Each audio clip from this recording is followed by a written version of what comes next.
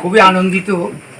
খুব সাত সকালেই আমরা নতুন করে আমাদের পরিবারে ত্রিপুরা মথার পরিবারে 9 পরিবারের মধ্যে প্রায় 50 ভোটার আমরা তাদেরকে আমরা বরণ করে নিয়েছি।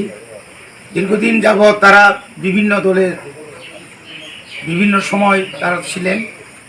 এখন বর্তমানে ত্রিপুরা রাজ্যের একমাত্র জাতি এবং উপজাতি এবং বিশেষ করে যারা শোষিত, লাঞ্ছিত, বঞ্চিত সংখ্যালঘুদের একমাত্র ভরসা হচ্ছে মহারাজা প্রদ্যুৎ কিশোর দেববর্মা।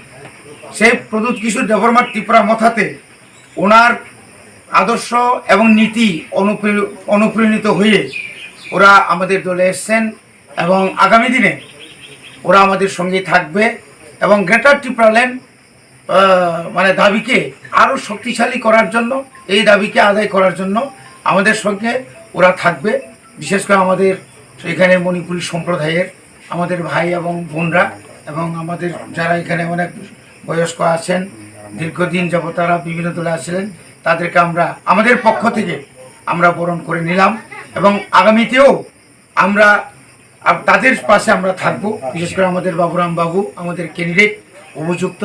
আমরা দীর্ঘ 71 বছর পর আমরা এই রাজ্যের মধ্যে একটা সংখ্যালঘু আদিবাসী এবং আমাদের হিন্দুস্তানিদের মধ্যে একজন আমরা ক্যান্ডিডেট পেয়েছি, প্রার্থী পেয়েছি এবং তার মাধ্যমেই ওনার সাহায্যেই এখানে কোনো মণিপুরি থাকবে না, কোনো বাঙালি থাকবে না, কোনো ত্রিপুরাসা থাকবে না, কোনো হিন্দুস্তানি থাকবে না।